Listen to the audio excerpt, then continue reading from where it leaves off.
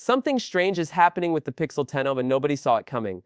On the surface, it looks like your typical Google upgrade. New chip, brighter screen, better battery. But once you peel back the glossy marketing layers, things start to get weird. A new camera that's also old. Premium pricing with budget parts. And yet, somehow, it might just be brilliant. Welcome back, viewers. Sam here. Hit that like button, share this with a fellow Pixel fan, and subscribe for more smart tech talk just like this. Let's dive in. So here's the headline everyone's been buzzing about. The Pixel 10 is getting a third camera lens on the back for the first time ever. Sounds like a win, right? But wait, it comes at a cost. Google is swapping out its flagship level sensors for ones that, well, were used in its cheaper Pixel 9. Yep, the phone that costs $300 less might be lending its guts to a new $799 device. Wild. But here's where things get spicy. Those older sensors, they actually performed really well, better than anyone expected. Thanks to Google's unmatched software tricks, the Nia's camera held its own against phones twice its price.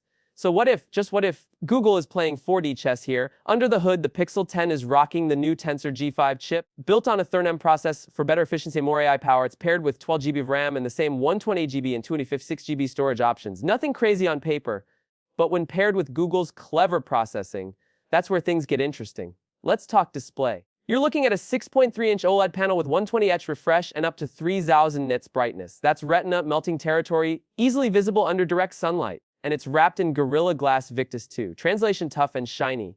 But back to that camera twist. The main sensor is reportedly the Samsung GN8, smaller than last year's GMV, and the ultra-wide drops from 40MP to just 20MP. Ouch. That sounds like a downgrade until you realize Google might be doing this to fit in the all-new 10.8MP telephoto lens. And here's the catch, it might have FFX optical zoom. That's rare in base models.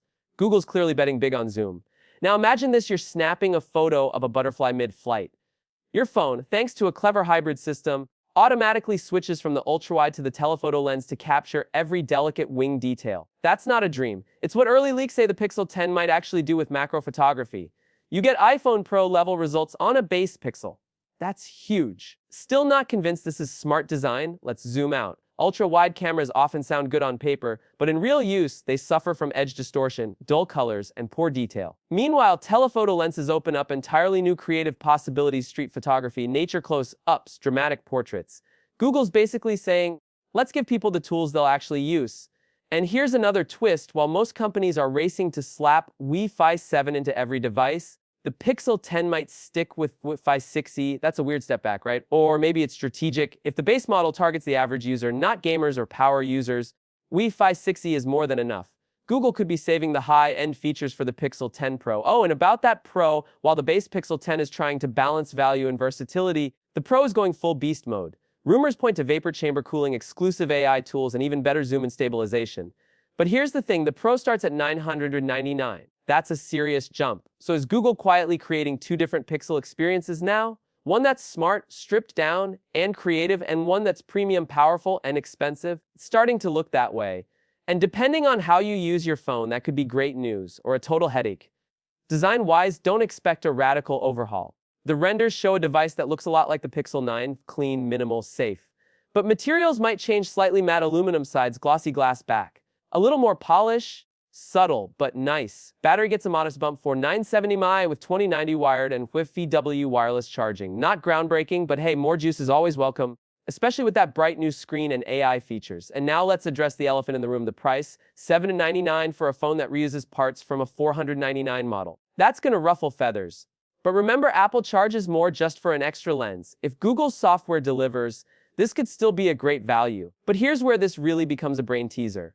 Pixel fans have come to expect camera innovation, clean Android, and smart design choices.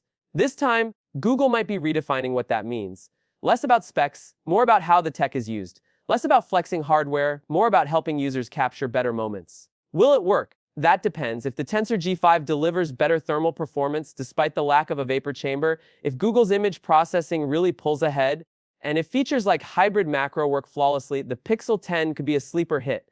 But if those gambles don't pay off, users might feel like they paid a premium for recycled tech. And that, my friends, is the cliffhanger we're all waiting to resolve. August 20 is the rumored launch, with retail availability by August 28th. Though knowing Google, that could shift. The Pro and Pro XL are coming too, priced at $999 and Fuzz $199. So yeah, choices are coming, and the decision won't be easy. So what do you think, smart compromise or sneaky downgrade? Let me know in the comments. Are you excited for that telephoto lens and new chip? Or does the sensor swap turn you off?